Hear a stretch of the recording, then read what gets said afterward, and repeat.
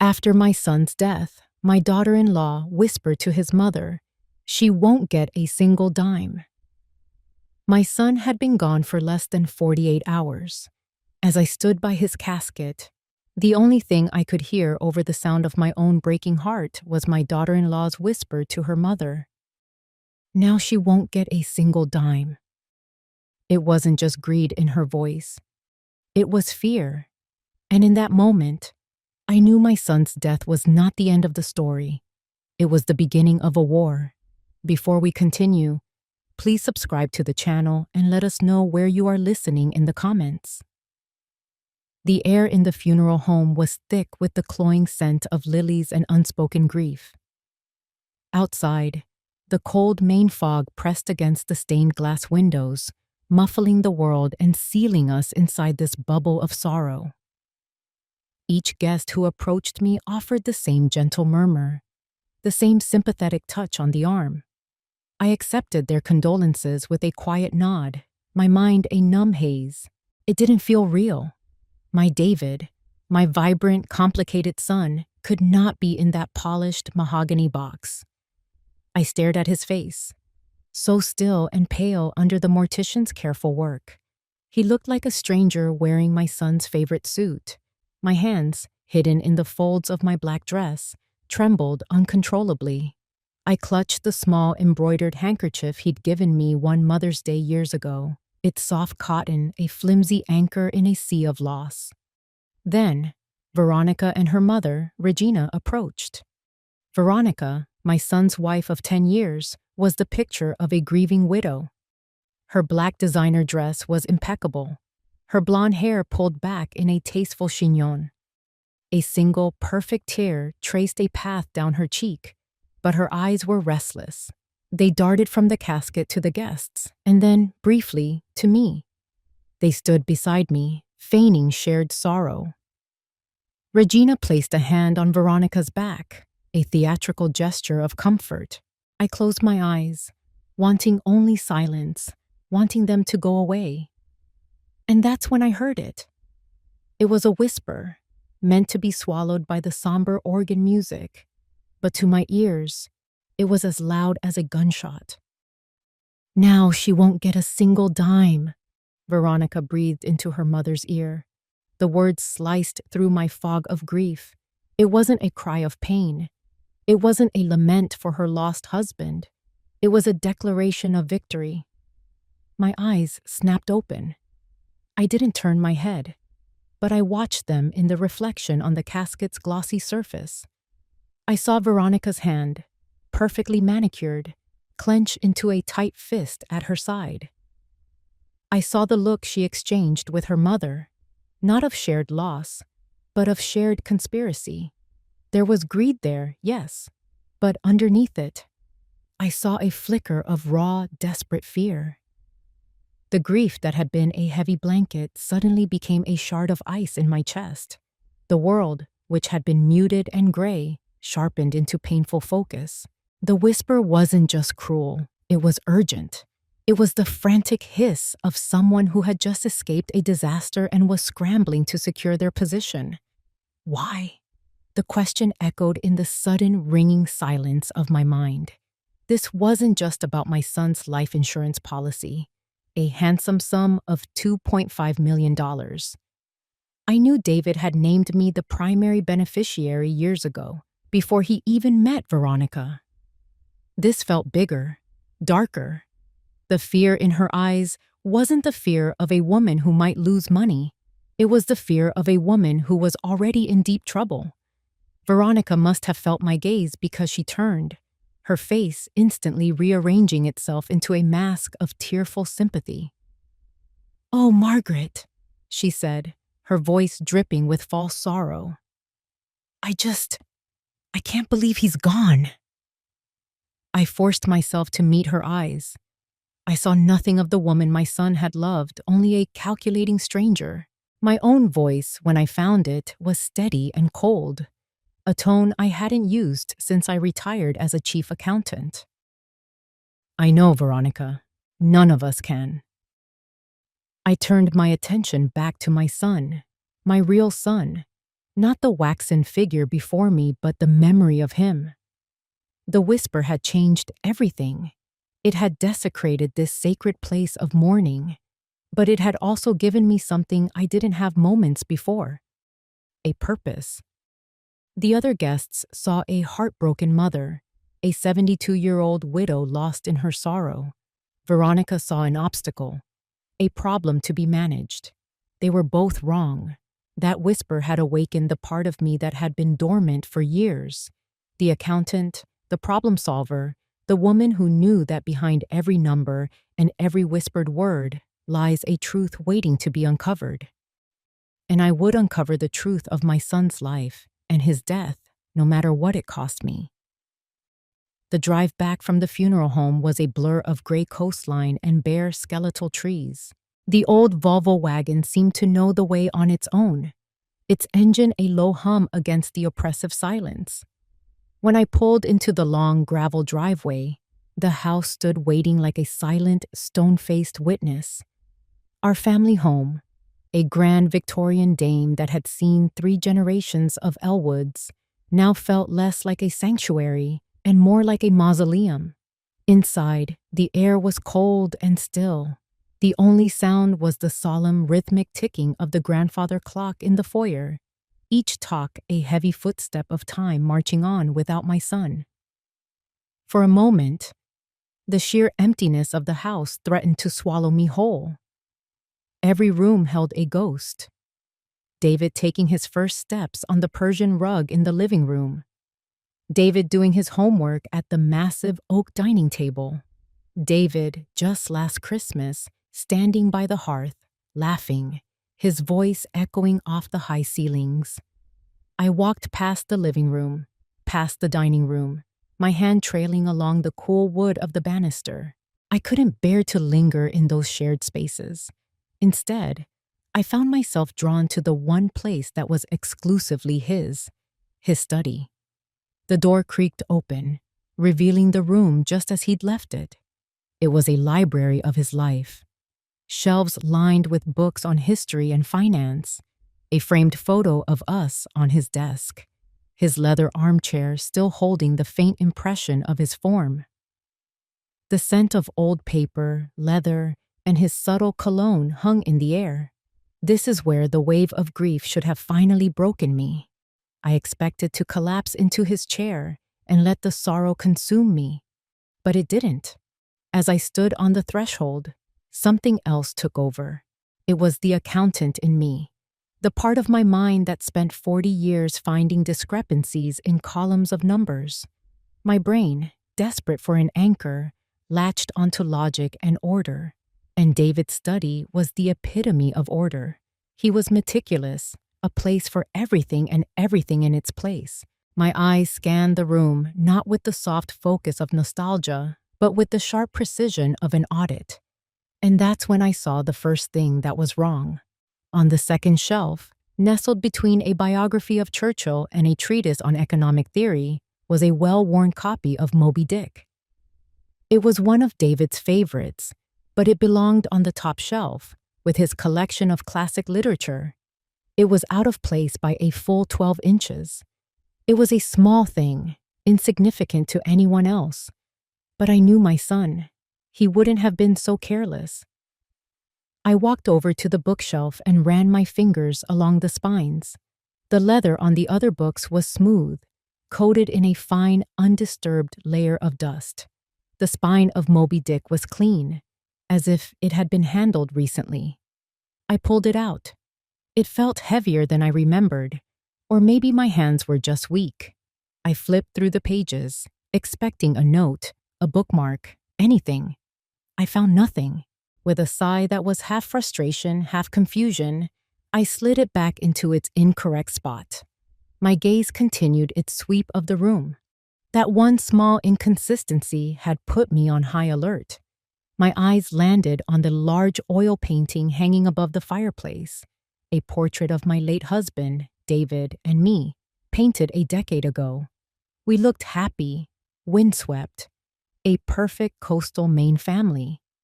But it was crooked, just a fraction of an inch tilted to the left.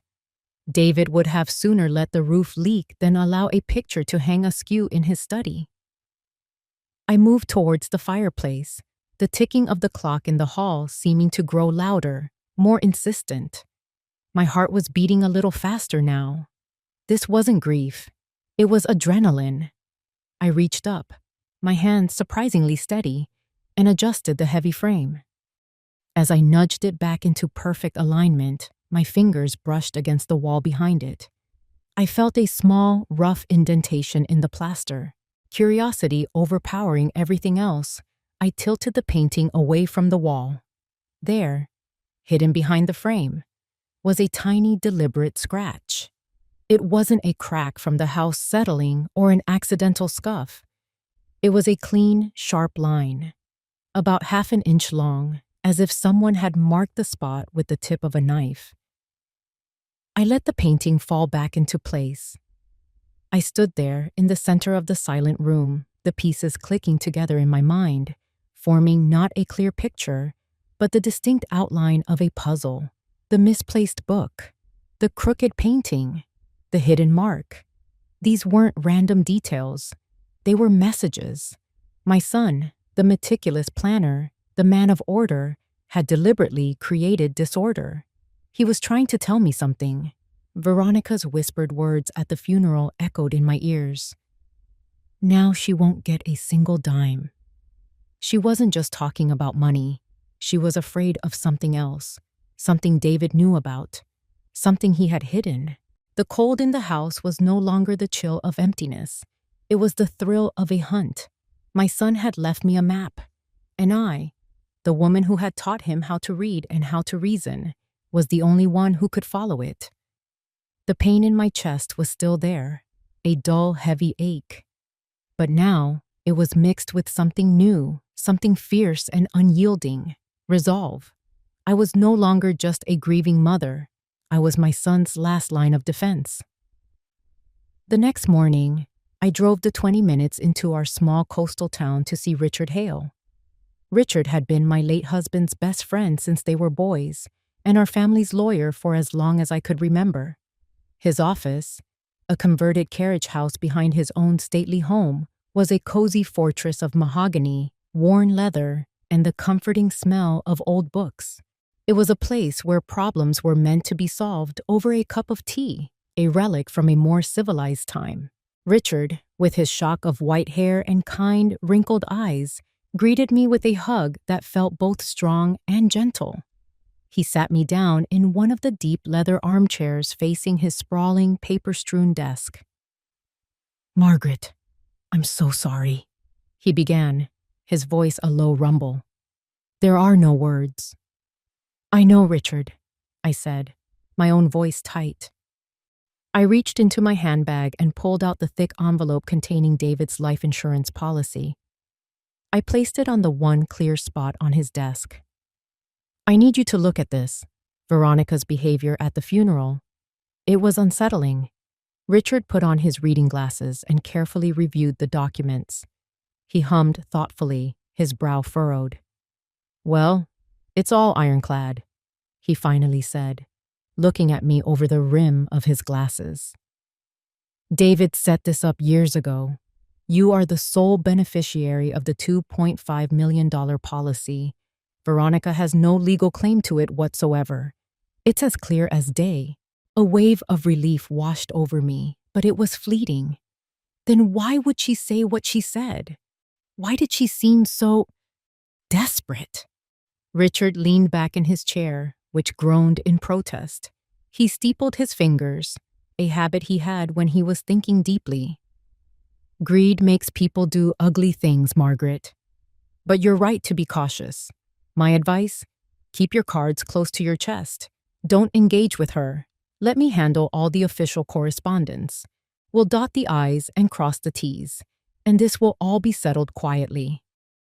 His calm, professional demeanor should have reassured me completely. And yet, as I drove home, a sliver of doubt remained. Richard was a good man, a loyal friend. But he was a man who believed in rules and order. Veronica's whisper hadn't felt like a legal challenge. It felt like a threat from a world where the rules didn't apply. That night, sleep was a distant country I couldn't reach. The house was silent except for the grandfather clock, its ticking now sounding like a countdown. I went downstairs to David's study, the room where I felt closest to him, and switched on his desk lamp. The warm pool of light illuminated the copy of the insurance policy I'd brought home. I sat in his chair, the leather cool against my skin, and picked up the document. I wasn't looking at the legal jargon anymore. I was looking for a message. My eyes scanned the pages, filled with clauses and stipulations, until they landed on the policy number at the top of the first page. ME818D12. I'd seen it before, of course, but I hadn't looked at it. Now, under the intense focus of the lamp, it seemed to leap off the page. It wasn't just a random string of characters generated by a computer. My accountant's brain, trained to see patterns in chaos, kicked into gear. David had chosen this. He had to have. My breath caught in my throat. Me. It couldn't be that simple, could it? I grabbed a pen and a notepad from his desk drawer. My hand was shaking slightly as I wrote it down. Me. Margaret Elwood. My initials. A jolt, like a current of electricity shot through me. It was him. It was David, reaching out from beyond the silence, speaking to me in the language of codes and numbers we both understood. The grief was still there, a heavy weight in my soul, but now it was joined by a flicker of light, hope. I was no longer a passive victim, a heartbroken mother waiting for the world to make sense again. I was an active participant. My son had left me a clue, a key to a door I didn't even know existed. Veronica wasn't just after the money. She and the mysterious forces she feared were after something else. And this policy number was the first step on the path to finding out what it was. I stared at the rest of the code. 818. D12. What did they mean? A date? A page number? A combination to a safe? I didn't know yet, but for the first time since I'd received that terrible phone call, the fog of despair began to lift, replaced by the cold, clear certainty of a mission. I sat there in the dead of night, alone in my son's study, with a pen in my hand and a puzzle to solve. The war had begun, and I had just received my first orders. 3 days after my visit to Richard's office, the phone rang. The caller ID showed Veronica's name, and I let it ring 4 times before picking up, schooling my voice into a neutral, placid tone. "Margaret, it's Veronica," she said, her voice syrupy sweet, a complete 180 from the venomous whisper I'd overheard. "I know things have been difficult.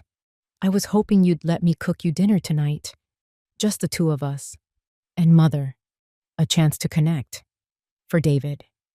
Using my son's name as bait. The audacity was breathtaking. Richard's advice echoed in my mind. Keep your cards close to your chest. This was a performance, and I knew I had to play my part. "That's very thoughtful of you, Veronica. What time?" Her house, a modern glass and steel box on the other side of town, was the architectural opposite of my own. It was cold, minimalist, and impeccably clean, like a page from a design magazine rather than a home. The air inside was chilled to a precise temperature, and the only scent was a faint, chemical lemon. Veronica greeted me at the door in a cream-colored cashmere sweater, the picture of understated elegance. Her mother, Regina, a woman with a face pulled tight from one too many cosmetic procedures, hovered behind her. "Margaret, you look wonderful," Regina chirped, her smile not quite reaching her eyes. The dining room was set for a state dinner. Crystal glasses gleamed under a modern chandelier, and a ridiculously elaborate floral arrangement served as the centerpiece. The meal itself was a parade of expensive tiny portions: seared scallops, filet mignon, a chocolate lava cake, all served with a nervous energy that made the whole affair feel like walking on eggshells.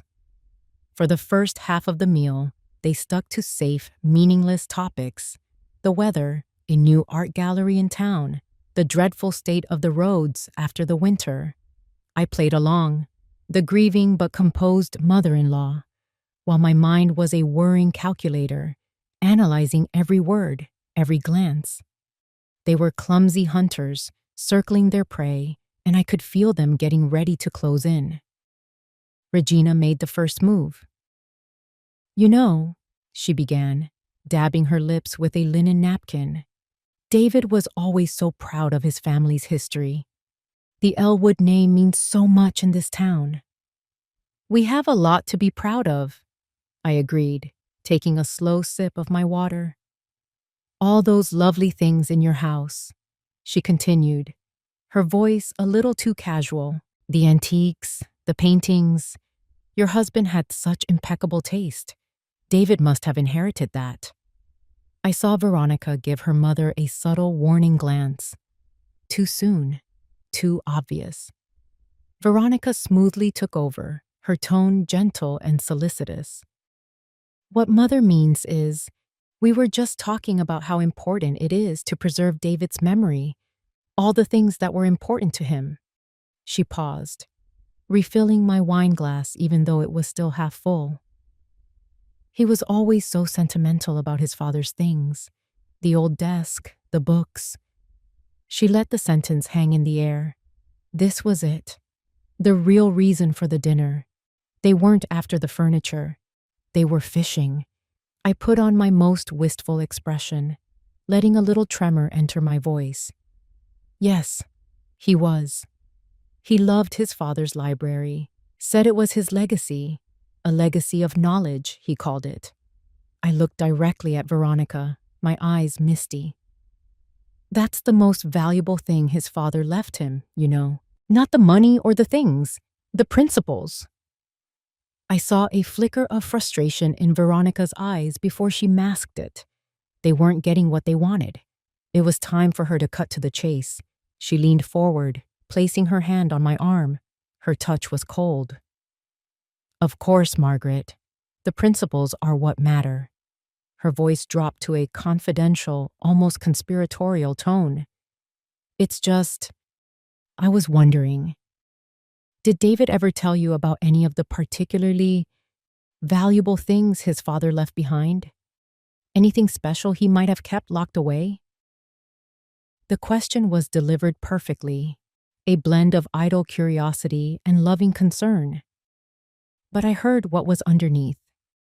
The desperation. The hunt. They weren't looking for an antique clock or a first edition book. They were looking for something specific, something they believed was hidden. I let out a small, sad laugh. "Oh, my dear, my husband wasn't a man for secrets and hidden treasures. Everything he valued was out in the open. His family, his books, his honor." I looked from Veronica to Regina, my expression one of pure, simple sincerity. "I'm afraid the only thing he locked away was his heart, and he gave me the only key." The disappointment on their faces was palpable. It was a subtle shift, a slight dimming in their eyes, a tightening around their mouths. But to me, it was as clear as a confession. This dinner wasn't about reconciliation. It was an interrogation. And I had just passed their test by telling them exactly what they didn't want to hear, that I was clueless. They thought they were playing me, but in reality, they had just shown me their entire hand. They were searching for something, and they were terrified I might find it first. Before we continue, please subscribe to the channel and let us know where you are listening in the comments. The disastrous dinner with Veronica left a bitter taste in my mouth that had nothing to do with the overpriced food. For the next 2 nights, I barely slept. I'd lie in bed, staring at the shadows on the ceiling, replaying that stilted conversation, her probing questions, and the raw disappointment in her eyes. They were on a scavenger hunt, and I was living on the treasure map. On the 3rd night, I gave up on sleep entirely around 2 in the morning. The old house was so quiet I could hear the faint hum of the refrigerator downstairs. I pulled on my robe and padded down the creaking central staircase, my only guide the pale moonlight filtering through the tall foyer window. My destination was the kitchen. My intention, a cup of warm milk. An old remedy for a restless mind. As I reached the bottom step, a flicker of movement outside caught my eye. Headlights swept across the driveway before being abruptly cut. A car door opened and closed with a soft metallic thud. My heart leaped into my throat. No one visited this house at 2 in the morning. I flattened myself against the wall in the shadows of the foyer, my breath held tight in my chest. A key slid into the front door lock. It turned with a soft click that sounded like a thunderclap in the silence. The door swung open, and a figure slipped inside. It was Veronica. She closed the door behind her as quietly as she could, clearly believing I was sound asleep upstairs. She didn't turn on a light, instead using the flashlight from her phone to navigate. What in God's name was she doing here? My first instinct was to step out of the shadows, to confront her, to demand an explanation, but Richard's voice of caution and my own gut feeling held me back. Let her show her hand. I remained frozen, a statue carved from shadow, as she tiptoed past the foyer and headed directly for David's study. I heard the soft click of the study door closing. A thin line of light appeared under it. She was searching, frantically from the sounds of it. I could hear the rustle of papers, the soft thud of books being taken down and replaced, the scrape of a drawer being opened. She was looking for the valuable thing she'd asked me about. After what felt like an eternity, but was probably only 10 minutes, the light from her phone reappeared in the hallway. She was moving towards the front door, empty-handed and clearly agitated. Then her phone buzzed. She stopped dead in her tracks, right in the middle of the foyer, not 10 feet from where I was hiding. She answered, her voice a frantic, terrified whisper. "Hello, Mr. Sterling?" The name hit me like a physical blow. Sterling. It sounded powerful, cold, and dangerous. I pressed myself harder against the wall, straining to hear every word. "Yes, it's me," she hissed. "No, I didn't find it. I looked everywhere he might have put it." There was a pause. Even from where I stood, I could feel her flinch. She was being berated, torn down by the voice on the other end of the line. "I know," she pleaded, her voice cracking. "I know what's at stake." Another pause, longer this time. Her whole body was trembling. "The mother? I told you I had dinner with her. I tried. She doesn't know anything. Or she's putting on the act of a lifetime. She just talked about memories and principles." She listened again, nodding frantically in the dark. Yes, I understand. Just, please, give me more time. I'll get back in. I'll tear the whole place apart if I have to. I will find that USB, I promise." She ended the call, slumping against the wall for a second, as if her strings had been cut. 2 words from that terrifying one-sided conversation burned themselves into my brain: Sterling and USB. This was no longer a family squabble over an inheritance. This was something else entirely. I was standing on the edge of a dark, unfamiliar world. A world with men named Sterling who made my daughter-in-law tremble with fear. A world where a simple USB drive was worth breaking into a dead man's house in the middle of the night. Veronica gathered herself, took a shaky breath, and slipped back out the front door into the foggy Maine night. I waited until I heard her car engine start and fade into the distance before I finally allowed myself to breathe. My legs felt weak, and I had to grip the banister to keep from collapsing. The warm milk was forgotten. The house was no longer just empty. It was compromised. It was a target. And I, A 72-year-old widow was standing right in the center of it. The 2 days following Veronica's nocturnal visit were a waking nightmare. I jumped at every creak of the old house, my nerves stretched as taut as a piano wire. The name Sterling and the image of a USB drive played on a loop in my mind. I was a prisoner in my own home, haunted by questions I couldn't answer and a threat I couldn't see. On the third day, my granddaughter, Emily, arrived with a bag of groceries and a determined look on her face. She took one look at my pale, exhausted state and immediately took charge. "Grandma, you look like you've seen a ghost," she said, her voice full of a warmth that was a balm to my frayed soul. "You can't just sit here and stew in it. We need a distraction, a project. Let's go tackle the attic." The attic was my husband's domain, a dusty repository of a life well lived. It was crammed with steamer trunks, forgotten furniture draped in white sheets like slumbering giants, and boxes upon boxes of memories. The air was thick with the scent of cedar and time itself. Emily's idea of a distraction was, in truth, the last thing I wanted to do.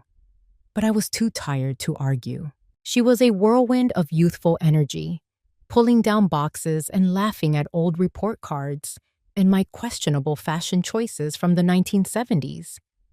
I mostly sat on an old wooden crate, just going through the motions, a spectator in the museum of my own past. "Oh, what's this?" Emily said, pulling a heavy, leather-bound photo album from the bottom of a trunk. It was my husband's, filled with photos from before I even knew him. His college years, his early career. She sat down on the dusty floorboards beside me, and we began to turn the thick, yellowed pages. There were black and white photos of young men in tweed jackets, my husband looking impossibly handsome and serious. There was Richard Hale, looking almost identical but with dark hair. They were inseparable, two sides of the same coin. Emily turned a page. "Wow, they really loved the great outdoors, didn't they?" The photograph took up the entire page. It was a hunting trip. My husband and Richard, both in their early 30s, were kneeling in a forest clearing, flushed with victory behind a magnificent stag. Standing between them, one hand resting proprietorially on the stag's antlers, was a third man. He was handsome, impeccably dressed in expensive hunting gear, with dark, slicked-back hair. But it was his eyes that held my attention. While my husband and Richard were smiling, his expression was one of cool, detached appraisal, a predator's smile that didn't reach his cold, calculating eyes. "Who's the third guy?" Emily asked casually. "He looks like a movie star." My blood turned to ice water in my veins. I had seen that face before, not in person, but on a screen. After Veronica's phone call, I had spent hours online, my hands shaking as I typed Sterling and Dominion Fund into the search bar. An article from a business journal had popped up, complete with a recent photo of its CEO. The hair was gray now, the face lined with age, but the eyes were exactly the same. My breath hitched. I felt the color drain from my face. "Grandma?" Emily's voice was suddenly sharp with concern. "Are you okay? You've gone white as a sheet." I couldn't speak. I could only stare at the photograph, at the three men bound together in that moment of triumph. My husband, his best friend, and the man who was terrorizing my daughter-in-law. My own voice, when I finally found it, was a dry, raspy whisper. "Emily, the name I asked you to look up for me. The investment fund." "Dominion Fund? What about it?" "The CEO," I managed to say, my throat tight. His name was Alistair Sterling. I raised a trembling hand and pointed to the handsome, cold-eyed man in the center of the photograph. "That's him."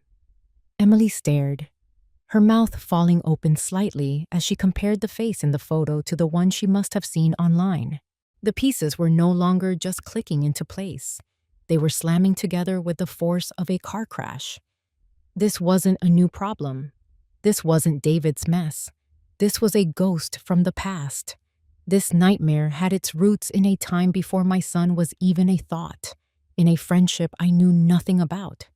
And Richard, my friend, my trusted lawyer, the man who had sat in his cozy office and advised me to be cautious, to let him handle it. He wasn't an outsider looking in. He was in the picture. He was there from the very beginning. The feeling that washed over me was a betrayal so profound it eclipsed everything else. Veronica's greed, the threat from Sterling, all of it paled in comparison to this. The man I had trusted with my son's legacy was part of the lie. I looked at the photograph, at his smiling face, and for the first time in my life, I saw him not as a friend, but as a stranger with secrets. I was utterly and completely alone. The photograph in the attic changed the board entirely. Richard wasn't just a friendly advisor. He was a piece in the puzzle, a ghost from the very beginning of this nightmare. My trust in him had evaporated, leaving behind a cold, hard suspicion. But I couldn't afford to alienate him. Not yet. He was still a powerful player, and I needed to keep him on my side of the table, even if I was watching his every move. I called him the next day, my voice a careful construction of worried determination. Richard, I can't just sit here and wait for Veronica to make the next move. We need to be proactive. We need to draw her out. What do you have in mind, Margaret? He asked, and his tone cautious. I want to set up a meeting, I said, the plan forming as I spoke. Just the three of us, a neutral place. I'll tell her I'm willing to discuss a settlement regarding David's assets. I want to get her talking about what she's really after, and I want to record every word. There was a pause on his end. I could almost hear the gears turning in his head. Was he calculating the risk to me or to himself? It's risky, he finally said. But it might be our best shot to get some leverage. I'll set it up. We met at the Salty Dog, a small, perpetually busy coffee shop in the center of town. It was the kind of place where the owner knew your name, and the scent of cinnamon and roasted coffee beans clung to the air. It felt safe, public. I had a tiny digital recorder tucked into my handbag, its red light blinking discreetly. Richard and I sat at a small table in the corner, a pot of tea between us, waiting. I felt like a spider in a web, but a terrifying thought occurred to me. What if I wasn't the only spider? Veronica arrived exactly on time. She looked smaller than I remembered, her expensive coat hanging loosely on her frame. Her face was pale, her eyes shadowed with what I took to be fear. Good, I thought. She's rattled. She slid into the booth opposite us, wringing her hands in her lap. I decided to lead. Thank you for coming, Veronica, I began, my voice calm and businesslike. I think it's time we came to an understanding. David left behind a complicated estate, and I want to make sure things are handled fairly. I was about to press further, to bait the hook, but I never got the chance. Veronica's expression crumpled. Her lower lip began to tremble, and her eyes welled up with tears. It was a performance so sudden, so complete, it took my breath away. Margaret, please, she whispered, her voice cracking just enough for the couple at the next table to glance over. I know you're in pain, but you have to stop this. I stared at her, completely thrown. Richard shifted uncomfortably beside me. Stop what? I asked, my voice coming out sharper than I intended. Her tears began to fall freely now. This cruelty, accusing me of things. You think I'm after money? Margaret, I just lost my husband. Her voice rose slightly, catching the attention of more patrons. You've been harassing me, saying I'm a thief. Now you drag me here to try and bully me into some kind of deal? The tables had been turned so fast I felt a sense of vertigo. This wasn't the cornered, desperate woman from the phone call. This was a polished actress, and Alistair Sterling was her director. I was speechless, my carefully laid plan in smoking ruins around me. That's not. I never. I stammered, but she cut me off. You didn't? She asked, her eyes wide with feigned innocence. She reached into her purse and pulled out her phone. Then what is this? She pressed a button, and I heard my own voice, cold and menacing, fill the cozy coffee shop. You know what you're after. The recording was choppy, my words ripped from their original context. It was from a brief, tense phone call we'd had about funeral arrangements. You'll give me what I want. Another snippet, this one from a conversation about a piece of furniture David had promised her. A significant sum. It's the only way this ends peacefully. The final words, taken from a discussion about settling a bill, were delivered like a gangster's threat. The doctored audio was a masterpiece of malicious editing. It painted me as a cold, calculating monster trying to extort money from my son's grieving widow. I was paralyzed. I looked at Richard, but his face was a mask of shock. The entire coffee shop was silent, all eyes on me. I saw pity in their faces for Veronica, and a cold, hard judgment for me. My trap hadn't just failed. It had been reversed and sprung on me with brutal efficiency. I was no longer the hunter. In the court of public opinion, in this small town where reputation was everything, I had just become the villain. Veronica gave a final, heartbreaking sob, grabbed her purse, and fled the shop. She left Richard and me sitting in the wreckage, under the weight of a dozen pairs of accusing eyes. My plan was dead in the water, and I had been utterly, completely outplayed. The humiliation from the coffee shop clung to me like the damp sea fog. For 2 days, I didn't leave the house. I felt the weight of the town's judgment, the whispers and stares, even behind my own locked doors. Richard had called, offering apologies and legal strategies, but his words felt hollow. He was in that photograph, a smiling ghost at a feast I never knew was happening. I was on my own. That night, a full-blown nor'easter slammed into the coast. The wind howled like a banshee, and rain lashed against the windows in horizontal sheets. The old house groaned and shuddered under the assault, and the power flickered twice before dying completely, plunging me into a darkness that was absolute. I lit a few candles, their small flames dancing nervously in the drafts, casting long, skeletal shadows that writhed on the walls. I was in the living room, wrapped in a thick wool blanket and trying to read by candlelight, when I heard it. A sound that didn't belong to the storm, the sharp, sickening crack of breaking glass, followed by a faint thud from the back of the house. My blood ran cold. I froze. Every muscle tensed, straining to listen over the roar of the wind. Was it just the storm? A branch falling? No, this was deliberate. Someone was inside. My first thought was the phone, but the landline was dead. My cell phone was upstairs on my nightstand, a million miles away. Panic, cold and sharp, pricked at the edges of my composure. I slid off the sofa and crept into the dark foyer, my heart hammering against my ribs. I could hear footsteps now, slow and methodical, moving through the dining room. They weren't the frantic steps of a common thief. They were the confident steps of someone with a purpose. I backed away, melting into the deep shadows beneath the main staircase, and held my breath. The footsteps went straight to David's study. I heard the door open. Then, the sounds of a search began. Not a clumsy ransacking, but a controlled, efficient sweep. Drawers were pulled open and shoved shut. Books were swept from shelves. He was looking for something specific. He was looking for the USB.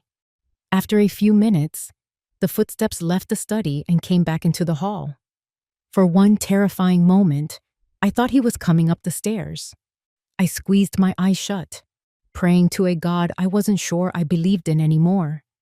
But the steps went past the staircase and up the smaller, back stairs that led to the master suite, to my late husband's bedroom, which I hadn't touched since he passed. The search continued up there, more drawers, the closet door sliding open. The intruder was a professional. He was in and out of the house in less than 15 minutes. I heard the back door close softly, and then there was only the sound of the storm once more. I stayed hidden for a long, long time, my body trembling, until I was sure he was gone. With shaking hands, I lit another candle and forced myself to move. I had to see the damage. David's study was a disaster. His meticulously organized life had been violated, his books and papers thrown to the floor. It was a scene of calculated chaos. Then I went upstairs. My husband's room was the same.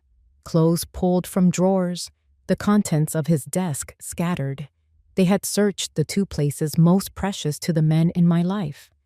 I returned to David's study, my candle flame casting a weak, trembling light over the wreckage. As my eyes swept across the room, I saw it. In the very center of David's large leather-top desk, a space that had been deliberately cleared, sat a single object. It was a chess piece, a king carved from black, polished onyx. I stared at it, the meaning hitting me with the force of a physical blow. This wasn't just a warning. This was a message, delivered with the utmost arrogance. It was from Sterling. He was telling me he was the king on this board.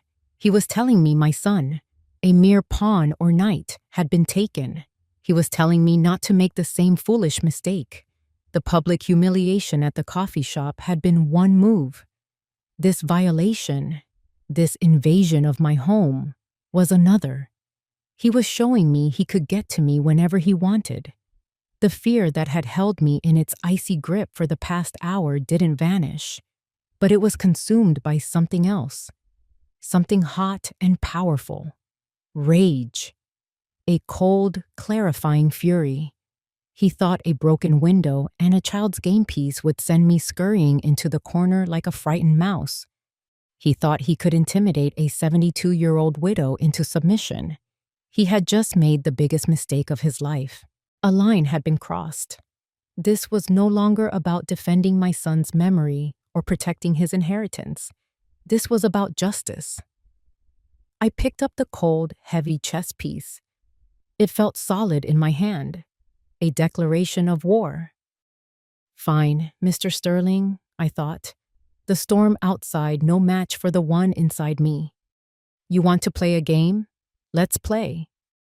The break-in left me with nothing but the cold onyx king and a house that no longer felt like a home. Every shadow seemed to hold a threat. Every gust of wind sounded like a footstep. I was backed into a corner, with my reputation in tatters and my safety compromised. Sterling had played his hand, and it was a strong one. He thought he had me checkmated, but a cornered animal is the most dangerous, and I was done being afraid. My mind, frantic for a weapon, for any piece of leverage, kept circling back to the beginning. The misplaced book, the crooked painting, and the code. It was the one thing they didn't know I had. The one message from my son that had slipped through the cracks. I was in the library, the heart of the house, surrounded by the leather-bound books my husband and son had loved. The air smelled of wood smoke and history. I paced the Persian rug, the Black King cold in my hand, my mind racing. MEE 818D12. Margaret Elwood. But what about the rest? It was a key, but I was trying to force it into the wrong lock. And then, it hit me. It wasn't a separate clue. It was all connected. The code wasn't just a code, it was an instruction manual. My eyes shot to the bookshelf, to the second shelf, where the worn copy of Moby Dick still sat, stubbornly out of place. My heart began to pound, a heavy, frantic drum against my ribs. I walked to the shelf and pulled the book down. It felt different now, charged with significance. My hands trembled as I opened it, the old pages whispering as they turned. I didn't need to search. I knew exactly where I was going. Page 818. I found the page. The print was small, the lines dense with Melville's prose. My eyes scanned the text, my finger tracing the words. D12, the 12th word. I counted slowly, my lips moving silently. 1, 2, 3, all the way to 12. The word was globe. For a moment, I just stared at it, the single word seeming to lift off the page. The globe. Of course. The antique globe that had stood in the corner of my husband's side of the library for 50 years. It was as much a part of the room as the fireplace. A beautiful, ornate thing from the 1930s, with countries that no longer existed and borders that had long since been redrawn. I set the book down and walked to it, my legs feeling unsteady. It was a relic, a piece of decor. But now I saw it for what it was, a hiding place. I ran my hands over its curved surface, feeling the raised lines of the continents. I spun it on its brass axis, the way David used to when he was a little boy, dreaming of faraway places. I searched for a button, a latch, a seam that didn't belong. My fingers found it near the South Pole, a tiny, almost imperceptible ridge in the plaster and paper. I pressed. A section of the Antarctic continent clicked inward, revealing a small, hollow compartment. And nestled inside on a bed of faded velvet was a small black flash drive, a USB. I plucked it out. It was no bigger than my thumb, but it felt as heavy as a gravestone. This was it, the heart of the entire mystery, the thing Veronica was tearing the house apart for, the thing Sterling was willing to threaten and intimidate me for. I had it. A wave of pure, unadulterated triumph washed over me. I had beaten them. I hurried to David's study, the USB clutched in my fist. I sat at his desk, took a deep, steadying breath, and plugged it into his laptop. The screen flickered, and a single password-protected folder appeared. My heart sank. It was locked. What could it be? A birthday? An anniversary? Then I looked at the Black King still sitting on the desk. A message from the enemy. Maybe it could be a key. I typed in the word, King. The folder opened. It was filled with dozens of files, spreadsheets mostly, bank statements, scanned contracts. I clicked on the first one. A ledger appeared, columns of numbers stretching across the screen. These weren't legitimate business dealings. They were complex, layered transactions, money moving through shell corporations in the Cayman Islands and Switzerland. It was a meticulously detailed roadmap of a massive money laundering operation. I saw names, dates, amounts that made my head spin. And at the center of the web, the primary beneficiary of all of it was the Dominion Fund. I had found the evidence, the proof that could destroy Alistair Sterling.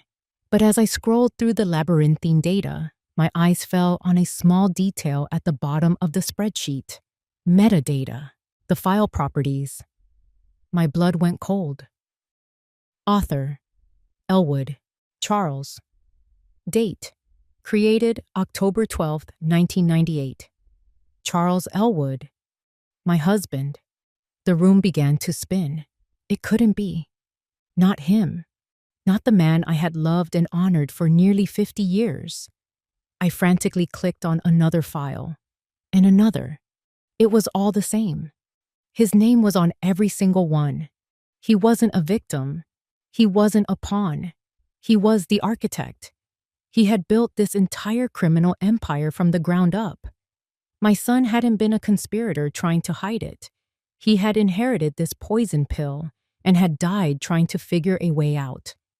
The bottom fell out of my world. The triumph I had felt moments before curdled into a horror so profound it stole the air from my lungs. The grief I felt for my son was a sharp, clean wound. This was a soul-deep cancer, a betrayal that rewrote my entire life, turning every cherished memory into a lie. I stared at my husband's name on the screen, the name I shared, the name of our family, now a brand of absolute corruption, and I began to weep, not for my son, but for the man I never truly knew at all. The truth didn't set me free. It caged me in a prison of my husband's making.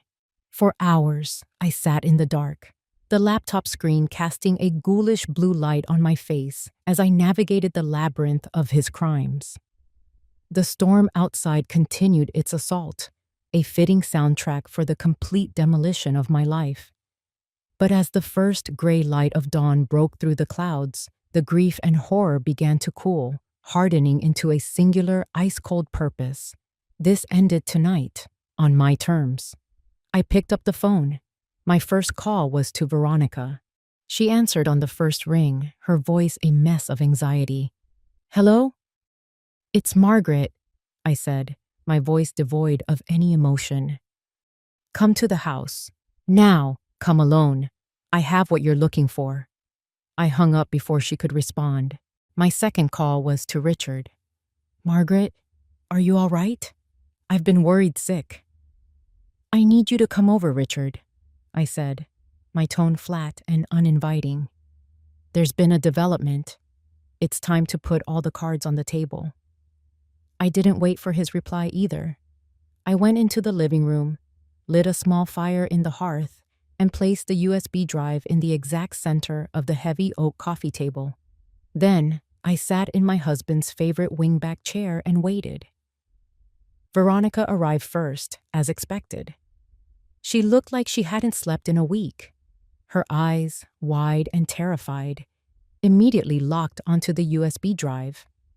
She looked from it to me, a dozen questions and accusations dying on her lips. "Sit down, Veronica," I said calmly. She obeyed, perching on the edge of the sofa as if ready to bolt at any moment. Before either of us could speak again, the headlights of a second car swept across the living room window, a heavy, expensive SUV. My heart didn't even flutter. I had expected this. The king doesn't send a pawn to do a queen's job without oversight.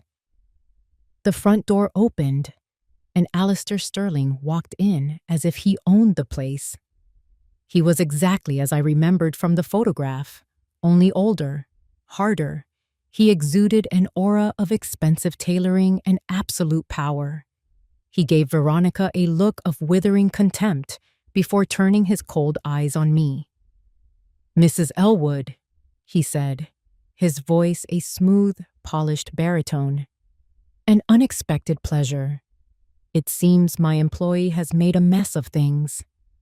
"Your employee is the least of your problems, Mr. Sterling," I replied, my voice steady. I gestured to the chair opposite me. "Please, make yourself at home. After all, my husband's business partner should feel welcome here." That got a reaction, a flicker of surprise in his eyes. He sat down, his movements fluid and controlled. At that moment, Richard arrived, letting himself in and stopping dead in the foyer at the sight of our little party. His face went pale. "Richard, so glad you could make it," I said, my voice dripping with ice. "Take a seat. This concerns you too." Richard looked from Sterling to me, his expression a mixture of confusion and dawning horror. He slowly sat next to Veronica, the two of them looking like prisoners in the dock. The four of us sat in silence for a moment, the only sounds the crackling fire and the rain against the glass. The night of judgment had begun. I looked at Sterling. "You sent a man to break into my house. You terrorized my daughter-in-law. You orchestrated a public smear campaign against me. All for this." I tapped a single finger on the USB drive. "All to protect a criminal enterprise my husband started 25 years ago." Sterling offered a thin, dismissive smile. Your husband was a brilliant man, but he became sentimental in his old age. Your son, even more so. A liability that needed to be managed. So you managed him? The question was quiet, but it hung in the air like smoke. His smile didn't falter. Accidents happen. A cold fury rose in me, but I held it in check.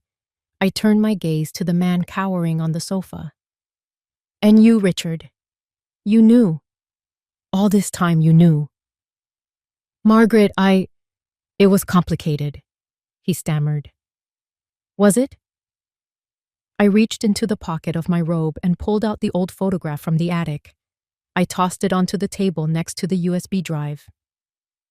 It looks quite simple from here. The three of you, the founding fathers of the whole damn thing. Richard stared at the picture of his younger, smiling self, and something inside him broke. He buried his face in his hands, his shoulders shaking. I didn't know what it was at first, he confessed, his voice muffled. Charles and Alistair came to me for legal advice, setting up offshore corporations. It was aggressive, but on paper, it was legal. By the time I realized what the money was, where it was coming from, I was in too deep. I was complicit. He looked up, his eyes filled with a lifetime of regret. I'm so sorry, Margaret. I've lived with this guilt every single day. The confession hung in the air, raw and pathetic. All the secrets were finally out, laid bare in the flickering firelight. Veronica was weeping silently. Sterling looked on with detached amusement, as if watching a mildly interesting play. Richard was a broken man, and I, the grieving widow, the foolish old woman, sat there with the evidence that could destroy them all, my entire world a pile of ashes at my feet. Sterling's arrogant dismissal of my son's life hung in the air, thick and poisonous. Richard was a wreck. Veronica was a ghost, and I was the calm eye of the hurricane. The fire crackled, counting down the seconds of our lives. I opened my mouth to deliver my verdict, to decide the fate of everyone in the room, when the world outside exploded in a chaos of flashing red and blue lights. Headlights flooded the living room, painting the walls in strobing, frantic colors. Heavy, booted footsteps pounded on the front porch.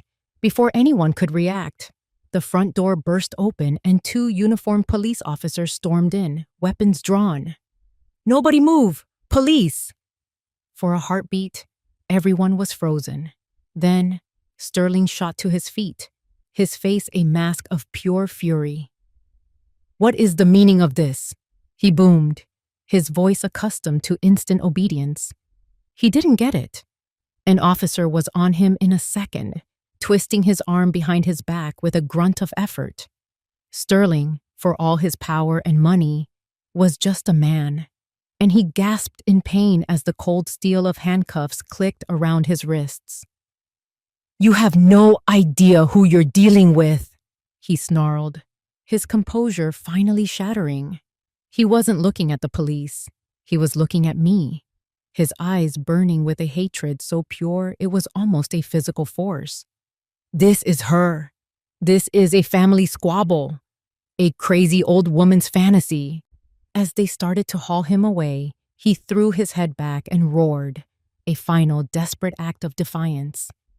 Ask her about her husband. Ask her about Charles Elwood. He started it all. This is his filth, his legacy.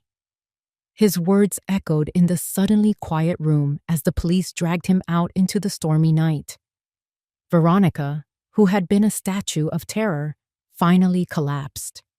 She slid from the sofa to the floor, a heap of expensive cashmere and broken sobs. Please, she wept, her words barely audible. Please, I'll tell you everything. He made me do it. I was trapped. Please. An officer gently helped her to her feet, while another stood by Richard, who didn't even look up. He just sat there, a broken man, staring at the ghost of his younger self in the photograph on the table. The chaos subsided as quickly as it had begun. The flashing lights still pulsed through the windows, but the shouting was over. A man in a trench coat stepped through the open doorway. It was Police Chief Brody, a man I'd known since he was a boy delivering our newspaper. His face was grim, his eyes full of a weary sympathy. Behind him, in the doorway, I saw Emily. Her face was pale, her eyes wide with fear and love. She had made the call. She had saved me. Brody's gaze swept over the scene. The weeping daughter-in-law, the disgraced lawyer, and me, sitting perfectly still in my late husband's chair. His eyes finally rested on the small black object on the coffee table. "Margaret," he said, his voice soft but firm. "Your granddaughter said you had evidence. Is that it?" I didn't answer. I reached out and picked up the USB drive. It was so small, so light, yet it held the weight of generations. It held my husband's sin, my son's struggle, Sterling's evil, and my family's name. In that moment, the world fell away. There were no police, no flashing lights, only the choice in my hand. I could give him the drive, and with it, the whole ugly truth. I could let the world know that the Elwood fortune was built on a foundation of crime, that the man this town had respected for 50 years was a monster. It would destroy Sterling, but it would also destroy the Elwood legacy forever. Our name would become a synonym for shame. Or I could be clever. I could be the kind of woman my husband would have expected me to be. I could tell Brody that the drive contained evidence of Sterling's recent activities, extortion, threats, maybe enough to link him to my son's accident. I could bury the older files, bury my husband's name deep in the digital muck. I could protect the family honor. I could save the memory of the man I thought I'd married. It would be a lie, but it would be a lie that preserved a certain kind of order. I looked at the USB in my palm.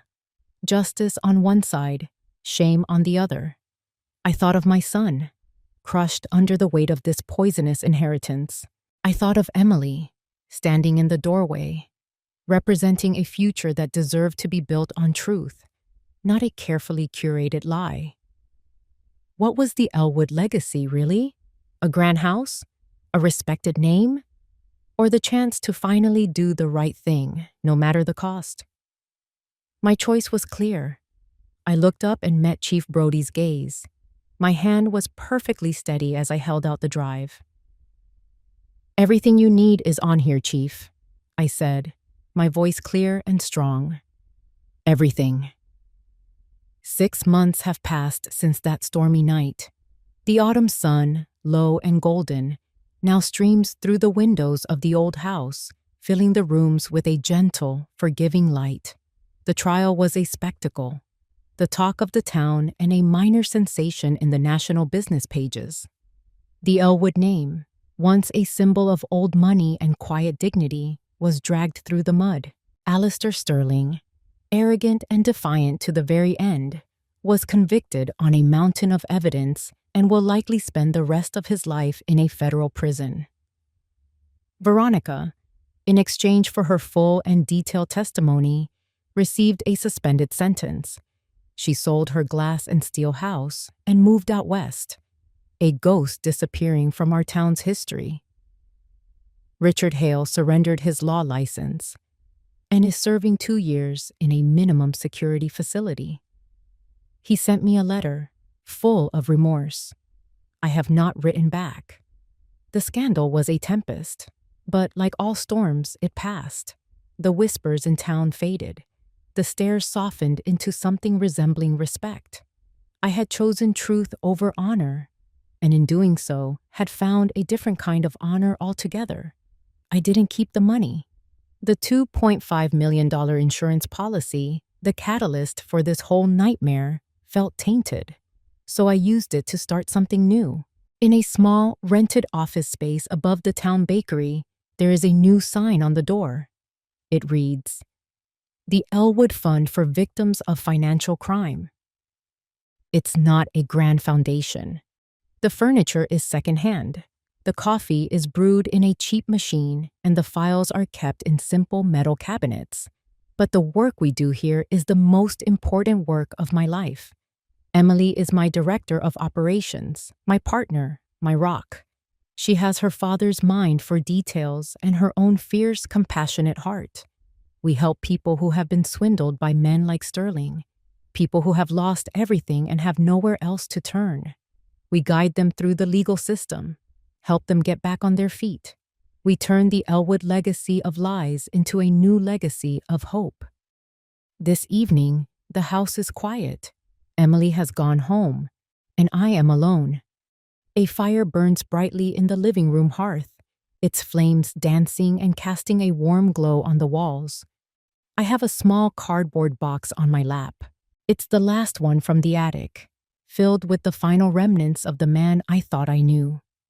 I pull out an old silver-framed photograph. It's of Charles and me on our wedding day. We are so young, so full of a future that turned out to be a fiction. For a moment, a pang of the old grief, the old betrayal, aches in my chest. I look at his handsome, smiling face, and I feel pity. He spent his whole life building a kingdom on sand, and the tide finally came in. I remove the photo from its frame and toss it into the fire. The flames lick at the edges, and our smiling faces curl, blacken, and turn to ash. I add more to the pyre, old letters he wrote me, filled with beautiful words that now ring hollow. A newspaper clipping announcing his promotion at the bank. One by one, I feed the lies to the fire, not with anger, but with a sense of peace. I am not erasing him. I am releasing myself.